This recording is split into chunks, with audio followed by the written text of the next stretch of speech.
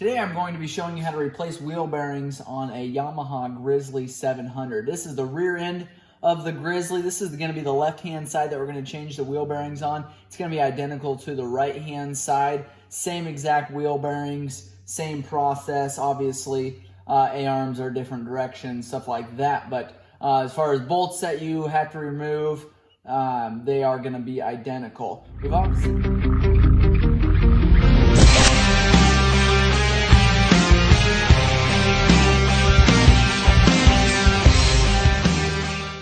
pulled the wheel off already.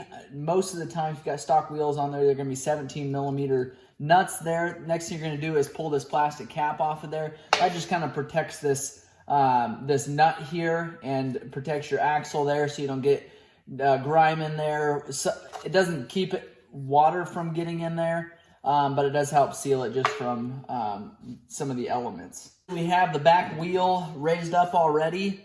And what I'm going to do before I pull this hub is I'm going to pull this caliper. What we use is a 3/8 impact, and then we also use a 12-inch socket there with a swivel with an extension. This just kind of allows you to get in there. You don't actually have to use a wrench or a socket to remove these if you do that. All right, we've got one on the top of this caliper here and then one on the bottom. So once you get those removed, pull them out of there so your caliper isn't hitting on there while you're trying to remove it. And they're a pretty small 12mm bolt there. And then you can go ahead and pull that caliper off. One thing to note there is if you're going to replace these brake pads in the rear, at this point, I'd pull the cap off of the rear reservoir, and then I would kind of push these pads out a little bit, as far enough to get your pads on there. So you can do that at that point. And now to remove your hub off of here, it takes an 1 1/16 socket, and there's the nut has been dinged here, basically so it doesn't turn that nut off of there while you're driving down the road.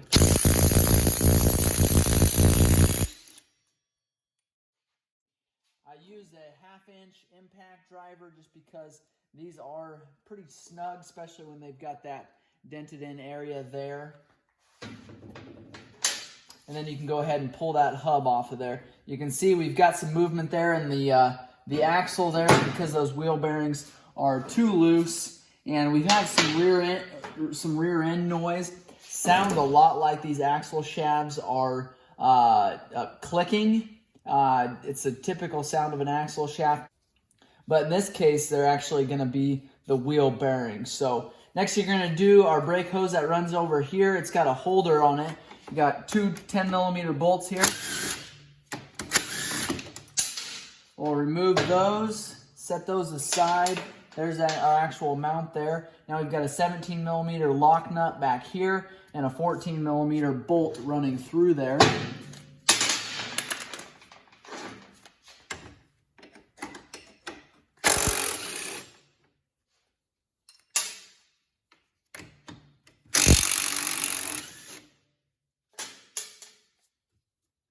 Okay, now you can take and push those bolts out of there. They do have washers on the nut side.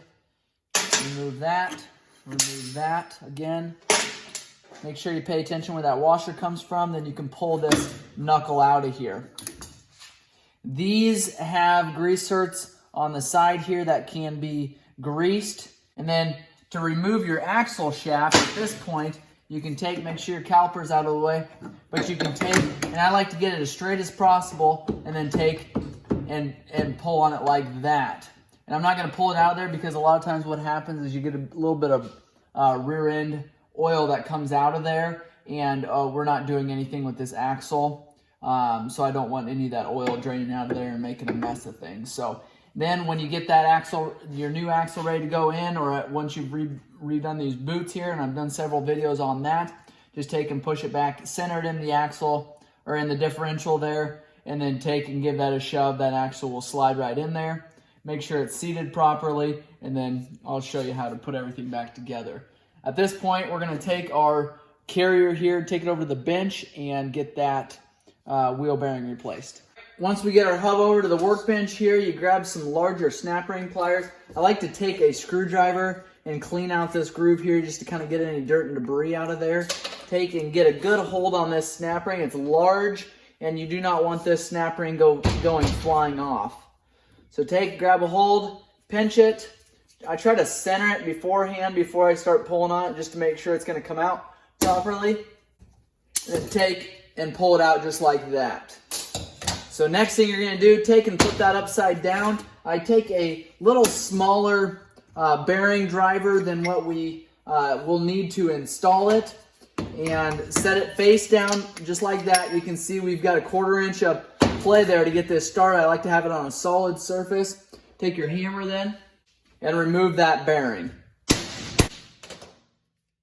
Once we get it as far as we can and it hits right there, then I'm going to take and put it in a vise and hit it the rest of the way out. All right, once we get that removed, then I take an emery cloth and I'll clean this up. You do want to make sure that when you're cleaning it up, you don't get it too deep if you're using an emery cloth.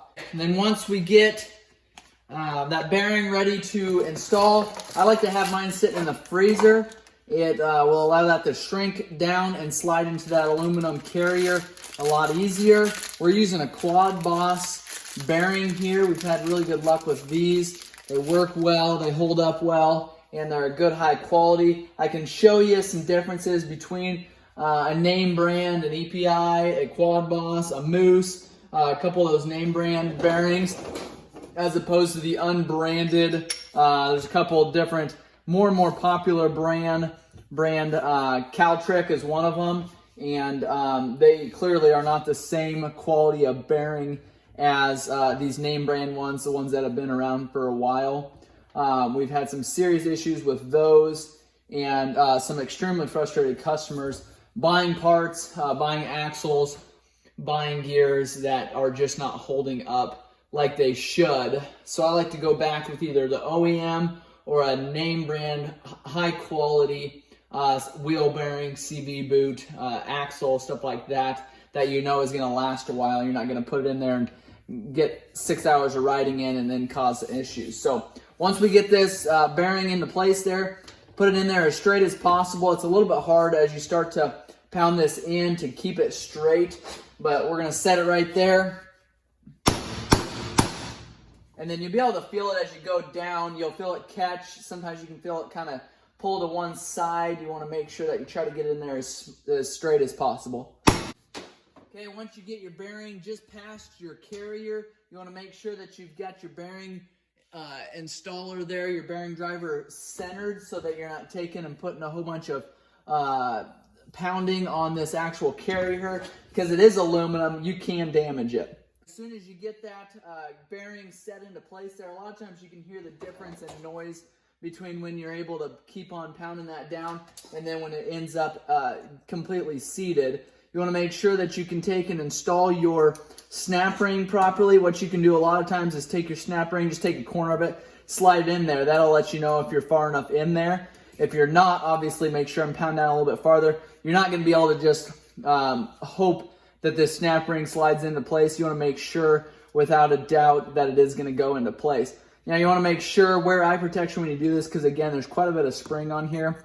I like to make sure and hold it as well, so that if it does happen to come loose from your snap ring pliers, you're able to hold down on it, as opposed to letting that fly off and hitting a window, hitting a customer. So you just want to make sure that that is seated properly before you take and put it back on your four-wheeler. Make sure to clean up your area. You've got these bushing covers here that you want to make sure all this is cleaned up. You can see there some of the pounding got some of that dirt and debris loose, and then we set it right in there. You want to make sure that that's in good condition when you're going back together there. And slide our carrier back on here, the piece that we just did the work to.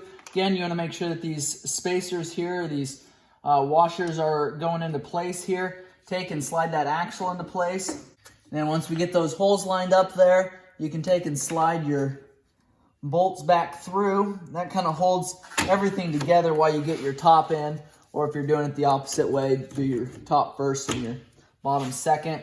Then you can take and just make sure you slide that axle into place there. We've got both bolts slid through there, and now we'll take and we'll actually put our lock nuts on there, as well as our washers. Don't forget about the washers. These are 17 millimeter on this side. And typically you don't have a problem with those loosening up because they are a lock washer. 14 millimeter bolt running through there. We've got our caliper bolts on top here, the hose mount, and our guard here. Take our 10 millimeter bolt there, slide that in. There's kind of a collar on these bolts. You want to make sure that that's seated properly. All right, once you get those into place, now you can take your hub and slide it on. And then you've got your nut here. Got your larger 1 1/16. I'm going to take and ding this nut up here at this point so we don't forget to do that. You'll find a little groove in your axle there. That is all you have to do, is just ding it up enough to where it's not going to come undone there. Grab our two 12 millimeter bolts, slide them on. Once you get those caliper bolts on, then all you got to do is slide your cap on here. You can put that on before you put your wheel on, and then go ahead and slide your wheel on. Again, four 17 millimeter nuts there. They're tapered nuts, so you want to make sure you get those centered, tighten those in a crisscross pattern. Make sure you, I like to snug them all up first before I tighten them all down and torque them down. So if you got questions, make sure you leave a comment below. If the video's been helpful, make sure you like and subscribe to our channel. Again, check out hundreds of other videos of us servicing and repairing ATVs and motorcycles. Thanks for watching.